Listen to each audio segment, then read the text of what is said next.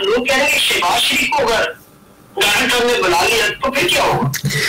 इस वक्त सिचुएशन ये है कि हमारी रावलपिंडी और इस्लामाबाद की लीडरशिप ने दफ्तर खारजा को कहा है कि अमेरिका के सारे नंबर ब्लॉक कर दें और ना ही आपने अमेरिकी सफारत खाने से कोई कॉल लेनी है और ना ही आपने हमारा जो सफारत खाना है वाशिंगटन में वहां से कोई कॉल लेनी है, ना व्हाइट हाउस से। ये 3 एरियाज के नंबर ब्लॉक कर दें और जो रिक्वेस्ट हमने भेजी हुई है फोन कॉल की वो भी वापस ले लें और उस पर भी जोर न दें कि इनको समझ आ रही है कि इनके साथ होने क्या वाला है। मुझे तो अच्छी तरह अंदाजा है कि इनको बहुत कुछ कन्वे हो चुका है। आपको मैं बता दूं कि बहुत कुछ कन्वे हो चुका है।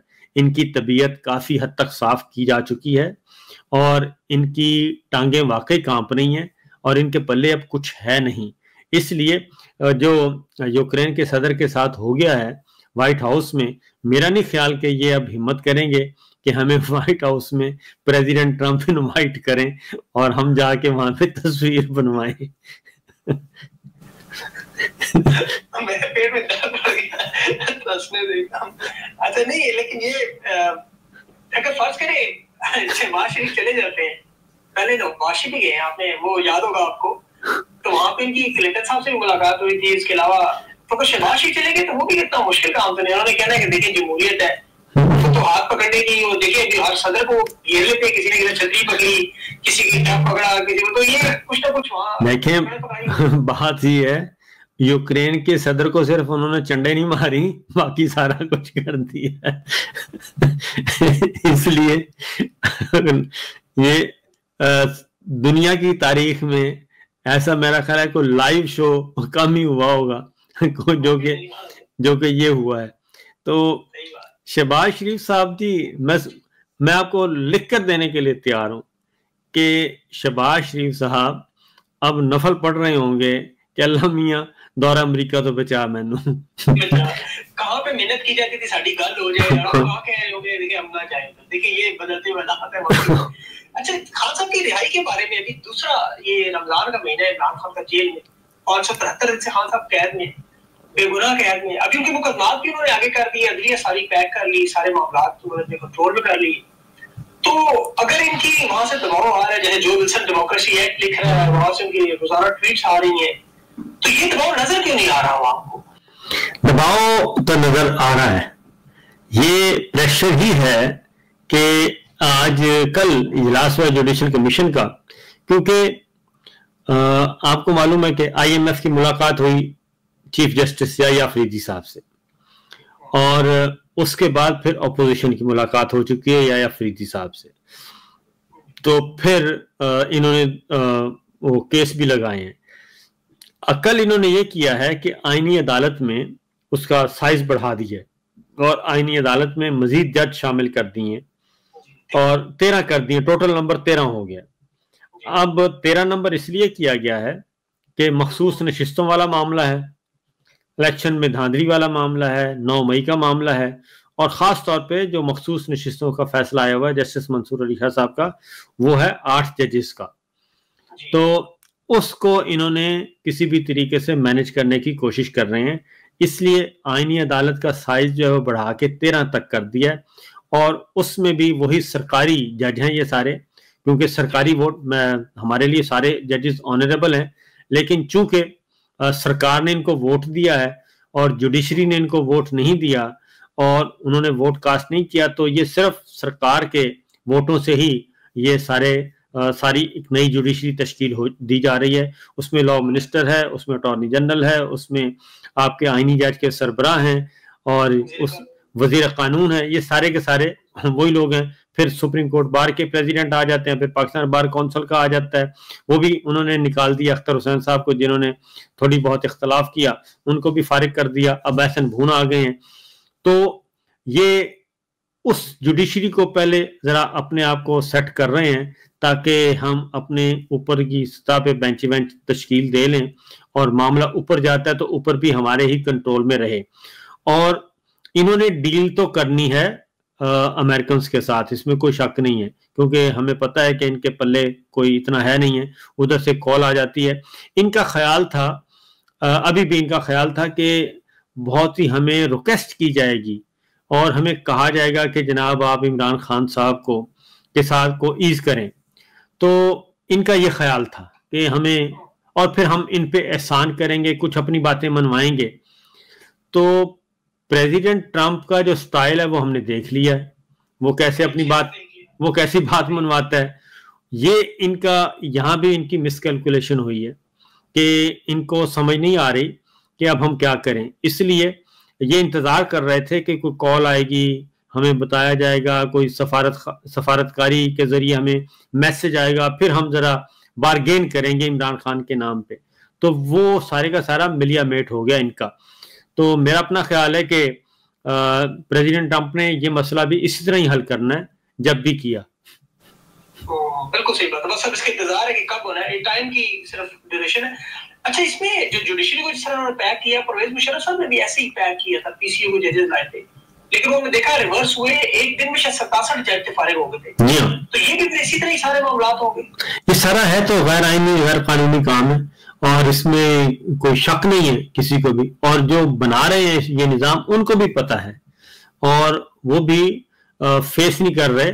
और एक एक ऐसा किया जा रहा है जैसे जस्टिस असम साहब को किया था जस्टिस जमाल खान मंदोखेल ने आईनी बेंच के लिए, उनको भी नहीं शामिल किया।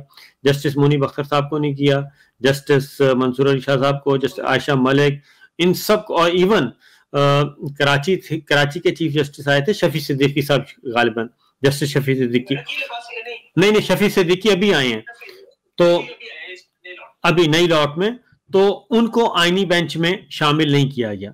मजे की बात यह है कि उनको आईनी बेंच में शामिल नहीं किया, और सिर्फ इसलिए नहीं किया कि वो सिंध हाई कोर्ट में वो एक केस सुन चुके थे आईनी तरमीम के हवाले से, और उसमें इन्हें वो टफ टाइम दे रहे थे, इसलिए इन्होंने उनको भी शामिल नहीं किया। तो ये तो इनकी हालत ज़ार है, और ये इनकी टोटल मामला इस हद तक है, इस हद तक ये पिक एंड चूज कर रहे हैं। तो और इनके पल्ले क्या होना है जी। अभी अवाम की तरफ से साबिर भाई जिस तरह के मामला चल रहे हैं, अभी कश्मीर में आपने देखा होगा एक खातून के साथ वो ब्रिटिश पाकिस्तानी जो वापस आई हैं, उनके साथ वहां हरासा करने का मामला, लोग निकल आए बड़ी तादाद में। लेकिन पंजाब में फस्तायत का तो उसमें कोई शक नहीं कि एक आलम है कि किसी को बख्शा ही नहीं जा रहा। अहमद फराज जो शायर है, उसके साथ देखिए उसकी बीवी के ऊपर एक मुकदमा 302 का करके, जिस तरह उस बेचारे को जाती, आप जानते होंगे जी, तो उसमें जिस तरह के लोग तोड़े वो तो सबके सामने है। लेकिन पंजाब में लोग, आपके ख्याल में जब ईद के बाद कोई लॉन्ग मार्च अपोजिशन इत्तेहाद से कोई मूवमेंट चलती है तो उसमें पार्टिसिपेशन नजर आएगी आपको? देखिए, लीडरशिप होगी तो पार्टिसिपेशन भी नजर आ जाएगी। पंजाब में बहुत सारी लीडरशिप जो है ना जी, अभी आलिया हमजा आई हैं, उन्होंने कुछ हिम्मत दिखाई है और वो एक अपना प्रोग्राम कर रही हैं, और हर डिस्ट्रिक्ट वाइज उन्होंने किया हुआ है, लेबर विंग को, ट्रेड यूनियंस को, उनको एड्रेस कर रही हैं, और हर जिले में जा रही हैं, हर शहर में जा रही हैं। तो मेरा ख्याल है कि बाकी लीडरशिप को भी इसी तरीके से बाहर निकलना चाहिए, एक्टिव होना चाहिए, और लीडरशिप होगी तो कारकुन भी जरा हिम्मत पकड़ेंगे और उसके बाद वो भी जमा हो जाएंगे, क्योंकि वोट तो जुड़ा हुआ है इमरान खान के साथ। इमरान खान कॉल देते हैं, लोग निकलते हैं, आगे फिर संभालने वाला कोई नहीं होता, और उसमें फिर ये थोड़ा सा कहीं कमजोरी नजर आती है, कहीं खौफ नजर आता है, कहीं डर नजर आता है। बिल्कुल सही बात है। अभी हमाद अजहर साहब, अगर ये जो उनका रपोशी का मामला है, अगर यहाँ पे क़यादत को कोई तब्दीली अगर इमरान खान लाते हैं तो आपके ख्याल में लानी चाहिए, या पंजाब में जिस तरह आया चलने में इसको इसी तरह स्लो, मतलब चल तो हर कुछ भी नहीं रहा, क्या करना चाहिए आपके ख्याल में? नहीं, मेरा ख्याल है कि हमाद अजहर साहब को बाहर आ जाना चाहिए। और लेकिन वो नहीं आते, तो वो कह रहे हैं कि जान को खतरा है, इमरान खान ने कहा नहीं आएगी, आप बाहर नहीं आए, तो फिर बाहर आए बगैर काम कैसे चलेगा?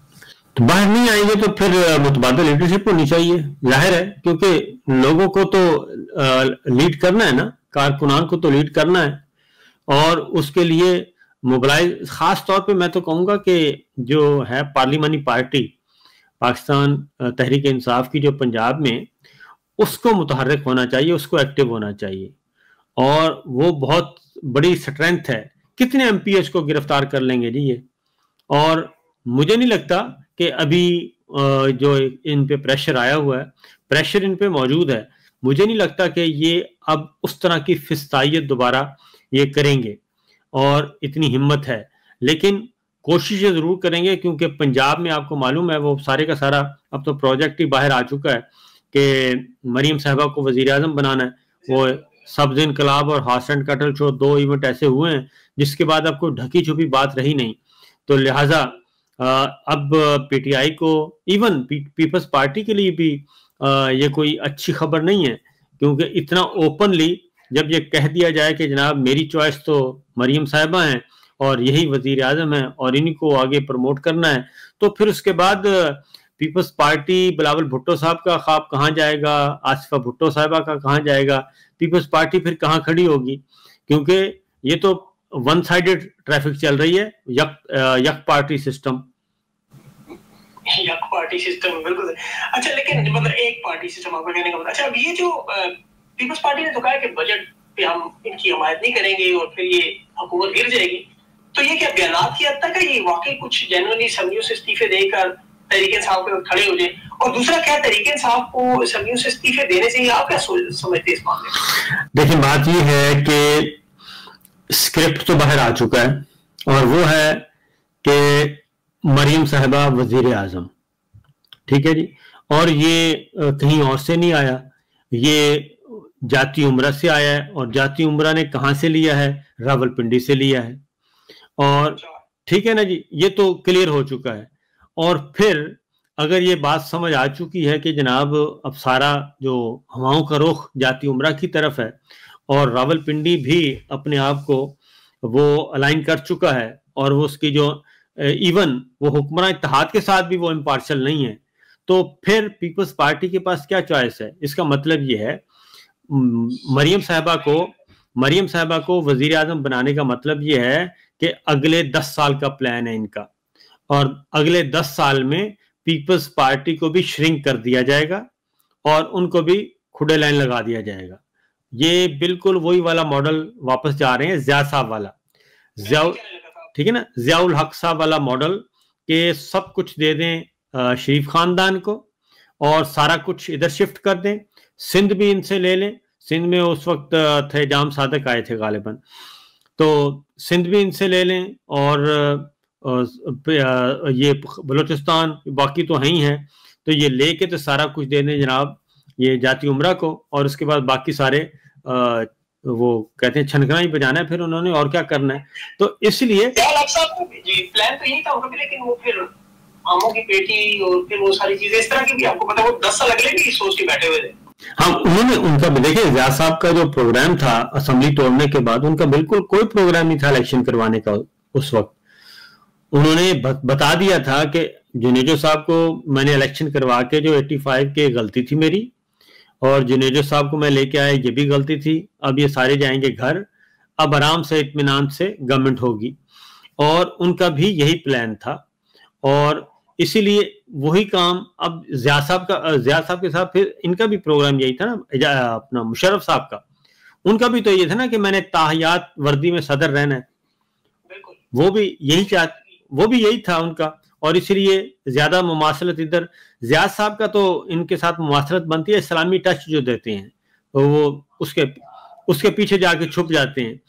तो ये परवेज मुशर्रफ साहब वाला मॉडल जो है, मीडिया को बंद कर दिया, अदलिया को बंद कर दिया, तमाम जमातों को फारिग कर दिया, सिर्फ एक जमात पे भरोसा, काफ लीग बना दी थी उन्होंने। तो ये नून लीग जो है वो मौजूदा काफ लीग है, इस वक्त की काफ लीग है। और जो जनरल साहब हैं उनको आप जनरल मुशर्रफ समझें असरे हाजिर के। तो ये सारे का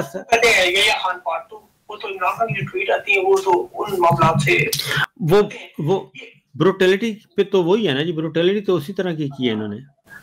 कोड़ा खटक में जो भी हुआ, अफगान जंग भी क्या है तैयार करने का मामला है। तो मौलाना साहब आपको पता है बड़े वहाँ पे फेमस थे, उनकी बड़े अच्छे ताल्लुकात थे अफगान हुकूमत के साथ। तो ये उनको शहीद किया गया, इमरान खान को जेल में डाला गया, जनरल फैज को साइड पे किया गया, मुराद सईद के पीछे लगे। तो ये बकायदा लग रहा है कि चाहते हैं कि अफगानिस्तान को ऐसा मामला हो कि डोनाल्ड ट्रंप की नजर पड़ जाए हम पे। डोनाल्ड ट्रंप की तो नजर नहीं पड़नी, जो कुछ भी करेंगे वो तो उसको तो ये मेरा ख्याल है कि अगेन वही कहूँगा, मिसकैलकुलेशन इनके गले पड़ जाएगी ये सारी बातें। तो मौलाना हामिदुल हक हक्कानी साहब जी बहुत ही बेचारे शरीफुल नफ्स आदमी थे, नौजवान थे, और चूंकि मेरी इनके वालिद साहब के साथ भी बहुत अच्छी थी और इनके साथ भी थी, हामिद साहब के साथ भी। तो थ्रेट अलर्ट जारी किया था मौलाना फजलुर रहमान साहब का, और टारगेट हो गए ये तो ये हुआ है। और दूसरा, ये इनके तालिबान अफगान तालिबान के साथ इनके अच्छे मरासम हैं और बिल्कुल थे, और ये जो अमन जरगा जा रहा था उसमें इनका भी बड़ा अहम रोल था।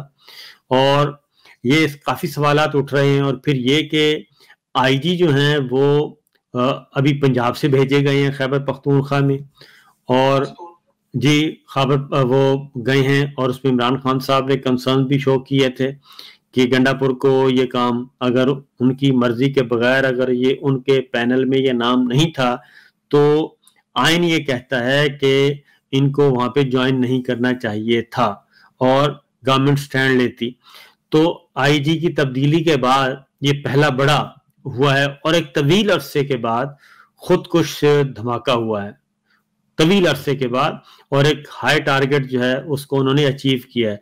ये अज खुद एक अलार्मिंग सिचुएशन है हमारे इदारों के लिए, इंटेलिजेंस इदारों के लिए, फोर्सेस के लिए, कि आखिर क्योंकि हमारी फोर्सेस और इंटेलिजेंस इदारे क्या कर रहे हैं, वो तो कर रहे हैं पॉलिटिकल एजेंडे पे लगे हुए हैं।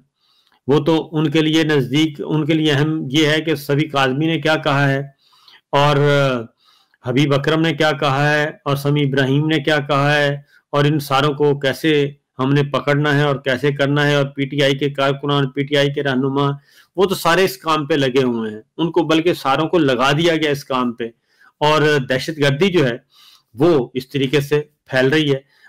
ये इनकी नाकामी है, बजाय इसके कि ये कोई और इसमें तलाश करें। बेहतर यही होगा कि पीस की तरफ जाएं, और ये जो है ना जी लड़ाई और सिक्योरिटी स्टेट वाले कॉन्सेप्ट से ये निकलें।